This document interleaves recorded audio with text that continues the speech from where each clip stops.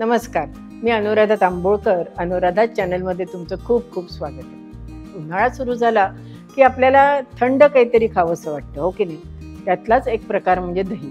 उन्हाळ्यामध्ये दह्याचं आणि ताकाचं जास्तीत जास्त सेवन करावं असे आपली जाणकार मंडळी आणि मोठी मंडळी सांगत असतातच. दही नुसतं सुद्धा खाल्लं जातं, दह्याचं ताक करून सुद्धा त्याचं सेवन केलं जातं. वेगवेगळ्या प्रकारे ताक कसे करायचे हे सुद्धा मी तुम्हाला एका व्हिडिओमध्ये दाखवलं. आज आपण दह्याचा वापर करून वेगवेगळ्या प्रकारच्या कोशिंबिरी कशा करायच्या ते बघणार आहोत. या कोशिंबिरी कुणीही केव्हाही, अगदी लहान मुलं सुद्धा करू शकतात आणि उन्हाळ्यामध्ये रोज एक कोशिंबीर तरी दह्यातली खावी असं मला आपलं वाटतं. त्यामुळेच आज जवळजवळ 5-6 प्रकारचे आपण छान छान कोशिंबिरी दह्यातल्या बघणार आहोत. चला तर मग बघूयात कशा करायच्या ते.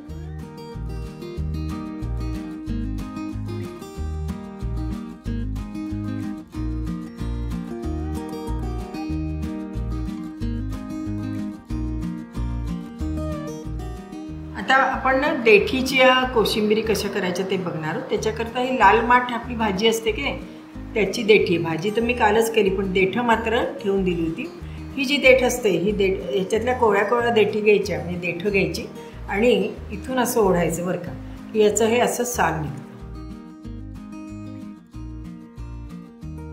हे साल असं काढून घ्यायचं. म्हणजे काय होतं की आपली कोशिंबीर आपण करतो तेव्हा ते साल आपल्या दातात येतं. या पद्धतीने आपण साधारण 10-12 जरी काड्या आपण अशा सोलून घेतल्या तरी त्याची कोशिंबीर चांगली होते. अशा पद्धतीने आपण याची सालं काढून घेतो. याच पद्धतीने आपण अळूची सुद्धा सालं काढून घेऊयात. अळूची भाजी केल्यानंतर खालची जी देठी असते त्याची सालं काढून घ्यायची. त्याच्याकरता सुद्धा हीच पद्धत आहे. हे असं इथून घ्यायचं आणि हे साल खालपर्यंत आपण ओढायचं. या पद्धतीने नंतर ही देठी आहे ही आपण अशी बारीक चिरून घ्यायची. आता मध्ये जरी आपण हे तोडलं आणि हे असं ओढलं ना तरी सुद्धा हे साल निघून जाते. एक 6-7 असे देठं घेतली आणि बारीक चिरून घेतली की आपली कोशिंबीर भरपूर होते. या चिरलेल्या अळूच्या देठीची भाजी सुद्धा करतात बरं का. कोथिंबीर निवडल्यानंतर ज्या कोळ्या काड्या असतात की नाही, त्या सुद्धा मी बारीक चिरून घेतल्यात. याचा सुद्धा आपण आपल्या या ज्या आपण कोशिंबिरी करणार आहोत त्याच्यामध्ये उपयोग करणार आहोत. आता ही दह्यातली कोशिंबीर आपण करणार आहोत की नाही, त्याच्याकरता आपण हे दही मी पहिल्यांदा चांगलं घुसळून घेतलं. ज्या वेळेला आपण कोशिंबीर करतो त्यावेळेला दही आंबट मात्र नको बरं का, अगदी लावलेलं ताजं दही पाहिजे. आणि ते मी छान असं आपल्या हँड मिक्सीने घुसळून घेतलं. आता याच्यामध्ये आपण चवीपुरती साखर घालूया. आपल्या आवडीप्रमाणे आहे, पण मला थोडंसं गोडसर आवडते त्यामुळे मी 2 चमचे, लहान 2 चमचे घातली. चवीपुरतं याच्यामध्ये आपण मीठ घालूया आणि नंतर हे आपण चांगलं हलवून घेऊया. समजा जर आपल्याला कोशिंबीर बराच वेळ करून ठेवायची असेल तर मग मात्र दह्याच्या कोशिंबिरीमध्ये मीठ घालायचं नाही. कारण काय होतं की मीठ, दही आणि कांदा म्हणा किंवा काकडी म्हणा एकत्र झालं की त्याला पाणी सुटतं आणि मग चोथा पाणी, म्हणजे असं एका बाजूला दही एका बाजूला पाणी असं होतं. त्यामुळे ज्या वेळेला आपल्याला बराच वेळ कोशिंबीर आधी करून ठेवायची असते त्यावेळेला फक्त दह्यामध्ये साखर घालून ठेवायची आणि अगदी वेळेवर त्याच्यामध्ये आपण जी भाजी घालायची असेल ती भाजी घालायची आणि थोडंसं मीठ घालायचं. आता हे आपण झालेलं आहे. मीठ सुद्धा नेहमी कमी घालायचं बरं का. कोशिंबिरीमध्ये, दह्यातल्या कोशिंबिरीमध्ये मीठ अगदी बेताचं, म्हणजे अगदी कमीच असलं तरी सुद्धा चालू शकतं. तर दह्यातल्या कोशिंबिरी करता बेसिक जे दही लागतं ते आपलं तयार झालं. आता आपण पुढे काय करायचं ते बघूया. आता आपण पहिल्यांदा सोपी साधी आपली टमॅटोची कोशिंबीर करून घेऊयात. बारीक चिरलेला टमॅटो आहे. शक्यतो त्यातल्या बिया आपण काढून घ्यायच्या. त्याच्यात आपण दही घालूयात,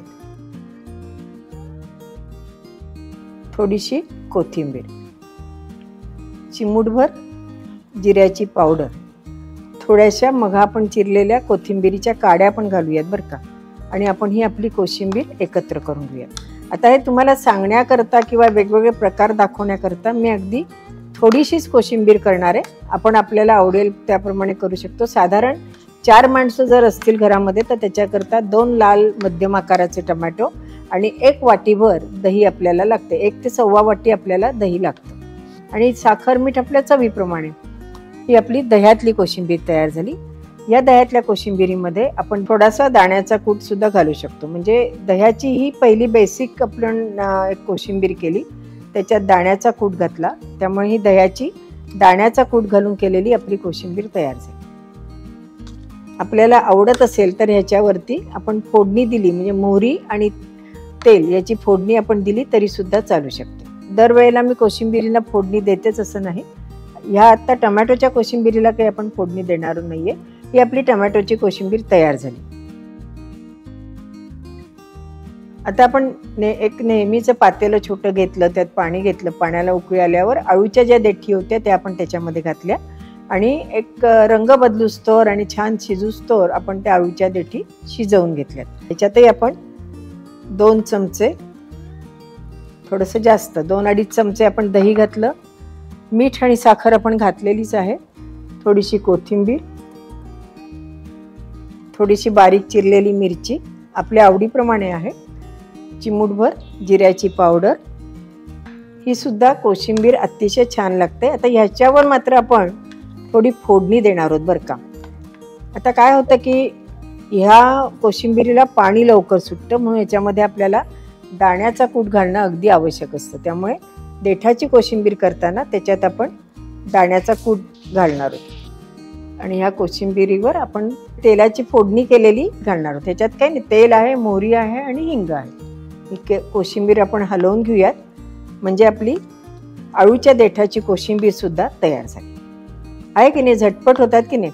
अगदी आठवड्यात रोज एक जरी आपण करायची म्हटली ना तरी सुद्धा दह्यातल्या कोशिंबिरीचे अनेक प्रकार आहेत. त्यातले काही प्रकार आपण आज बघणार आहोत. तर ही आपली कोशिंबीर देठीची झाली. तर पुढची कोशिंबीर कशी करायची ते बघूया. आता लाल भोपळा आहे. ज्यावेळेला आपण भाजी करतो त्यावेळेला थोडासा लाल भोपळा नेहमी वगळून ठेवावा. वगळून म्हणजे काय की काढून ठेवायचा. त्याच्या बारीक बारीक फोडी करायच्या. अगदी 2-3 मिनिटं गरम पाण्यात उकळल्या तरी या छान उकडल्या जातात. याच्यामध्ये आपण आपलं तयार दही घालायचं, थोडीशी कोथिंबीर, थोड्याशा कोथिंबिरीच्या उकडलेल्या काड्या, बारीक चिरलेली हिरवी मिरची, चिमूटभर भाजलेल्या जिऱ्याची पावडर आणि कढीलिंबाची फोडणी. आपली भोपळ्याची कोशिंबीर सुद्धा तयार झाली. आता ही आपण एकदा हलवूयात. छान रंग दिसतोय की नाही. तुम्ही जर डाएट करत असाल ना तर अशी भोपळ्याची कोशिंबीर अगदी वाटी जरी एक दिवसातनं 2दा खाल्ली ना तरी सुद्धा छान लागते आणि मुख्य म्हणजे पोट भरतं. मग अशा वेळेला तुम्ही जर फोडणी नाही घातली तरी सुद्धा चालू शकते बरं का. या आता आपण याच्यामध्ये बारीक चिरलेल्या मिरच्या घातल्यात, पण समजा जर तुम्ही ठेचून किंवा मिरच्यांची पेस्ट घातली तरी सुद्धा या कोशिंबिरीमध्ये चांगली लागते. आता लाल माठाचे देठ आपल्याकडे अगदी थोडेसेच होते हो की नाही. ते चिरून आपण उकळून घेतले. त्याच्यामध्ये आपण आपल्या या कोथिंबिरीच्या काड्यांचे देठ जे होते ते ह्याच्यामध्ये घालणार आहोत. दही, याच्यात चवीपुरतं आपण मिरपूड घालणार आहोत, थोडीशी कोथिंबीर आणि ह्याच्यामध्ये आपण मिरचीच्या ऐवजी पेपरिका घालणार आहोत. मुख्य काय की आपल्या सगळ्या कोशिंबिरी दिसायला छान दिसल्या पाहिजेत. डोळ्यांना छान दिसल्या की सगळ्यांना त्या आवडतात. आता या कोशिंबिरीमध्ये आपण म्हटलं तसं दाण्याचा कूट किंवा खोबरं, खवलेलं खोबरं आपण याच्यामध्ये घालू शकतो. या कोशिंबिरीला सुद्धा आपण फोडणीवरनं देऊ शकतो, नाहीतर मिरपूड घातली त्यामुळे या कोशिंबिरीची चव खूप छान येते. आता आपण पुढची कोशिंबीर कशी करायची ते बघूया. आता ही कांद्याची कोशिंबीर दह्यातली तर तुम्हाला सगळ्यांना माहितीच आहे हो की नाही. पण आज थोडीशी आपण वेगळी करणार आहोत बरं का. कांदा आणि गाजर, टमॅटो हे एकत्र करून सुद्धा छान कोशिंबीर होते. नुसती कांद्याची सुद्धा कोशिंबीर छान होते. कांदा, कोबी आणि दही याची सुद्धा कोशिंबीर छान होते. आज आपण कांदा आणि दही घेतलंय आणि त्याच्यामध्ये आपण थोडंसं ओलं खोबरं घातलंय आहे की नाही. वेगळे की नाही, कारण आपल्याला पांढरा रंग कांद्याचा टिकवायचा. मी याच्यामध्ये ओलं खोबरं घातलंय. मीठ आपण थोडंसं दह्यामध्ये घातलंय, पण जी टीप मी तुम्हाला पहिल्यांदा सांगितली ती लक्षात ठेवा की ज्या वेळेला आपल्याला बराच वेळ कोशिंबीर करून ठेवायची असेल, अगदी अर्धा पाऊण तास जरी आधी करून ठेवायची असेल तरी मग दह्यात मीठ घालायला नको, नाहीतर काय होईल की दही आपल्या कोशिंबिरीला पाणी सुटेल. एका आपल्या व्ह्युअरनी मला प्रश्न विचारला होता की कोशिंबीर आम्ही ज्या वेळेला डब्यात नेतो तर तिला पाणी खूप सुटतं. त्याचं एक कारण आहे घट्ट दही वापरलं पाहिजे आणि मुख्य म्हणजे मीठ आहे हे त्याच्यात घालून घ्यायचं नाही. वेळेवर तुम्ही घातलं तरी सुद्धा चालू शकतं. मीठ जर आपण कोशिंबिरीत घातलं तर त्याला पाणी सुटण्याची शक्यता असते. आता हे आपण खोबरं आणि कांदा घालून कोशिंबीर केली आहे आणि आपण ही पांढरीच ठेवणार आहोत. त्यामुळे याच्यात कोथिंबीर सुद्धा मी काही घालणार नाहीत. वाटलं तर तुम्ही याच्यामध्ये अगदी छान दिसण्याकरता पेपरिका घालू शकता आणि अशी आपली कांदा, खोबरं आणि पेपरिका घालून केलेली चवदार कोशिंबीर तयार झाली. आता आपण काकडीची कोशिंबीर करणार आहोत. काकडीची कोशिंबीर करताना त्याच्यात आपण काकडी आपल्या चॉपरमधनं साल काढून बारीक करून घेतली, त्याचं पाणी पूर्ण निथळून घेतलं, म्हणजे पिळून घेतलं आणि त्याच्यात आपण कोथिंबीर घातली. आता त्याच्यात आपण दाण्याच्या कुटाच्या ऐवजी खोबरं घालणार आहोत. काकडी आणि खोबरं हे कॉम्बिनेशन खूप छान लागतं बरं का. याच्यात अगदी एक 7-8 दाणे मोहरीची डाळ घातली मी, अगदी 7-8 दाणे बरं का, जास्त नाही. थोडीशी जिऱ्याची पूड. नंतर आपलं हे तयार केलेलं आपण दही घालून घेऊया. थोड्याशा मिरच्या, दही मला वाटतं अजून थोडं लागेल आपल्याला बरं का, आपण थोडंसं आणखीन दही घालून घेऊया. मोहरीच्या डाळीचे अगदी 4-5च दाणे आपण टाकलेत, परंतु त्याचा स्वाद ह्या आपल्या कोशिंबिरीला अतिशय छान येणार आहे. प्रत्येक कोशिंबीर करताना आपण त्याची चव वेगळी येण्याकरता वेगवेगळे जिन्नस वापरण्याचा प्रयत्न केला आहे आणि त्यामुळे आपली प्रत्येक कोशिंबीर ही वेगळ्या चवीची लागणार आहे. काही याच्यात मिरपूड वापरले, काही याच्यात पेपरिका आहे, काही याच्यात कडीलिंबाची फोडणी आहे, काही याच्यात साधी फोडणी आहे, हो की नाही. त्यामुळे आपल्या कोशिंबीर याने वेगळ्या चवीच्या लागणार आहे आणि रोज जरी एक कोशिंबीर केली तरी सुद्धा सगळ्यांना नक्की आवडेल.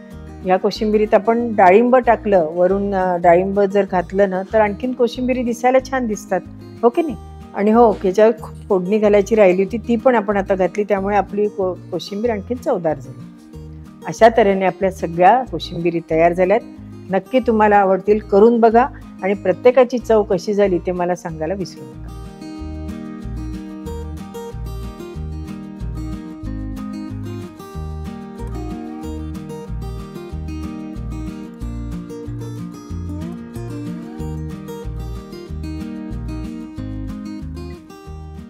आहे की नाही, अगदी सोप्या, छान, पटकन होणाऱ्या अशा आपण वेगवेगळ्या प्रकारच्या दह्यातल्या कोशिंबिरी बघितल्या. अजून एवढेच का, आणखीनही जास्त प्रकार असतील.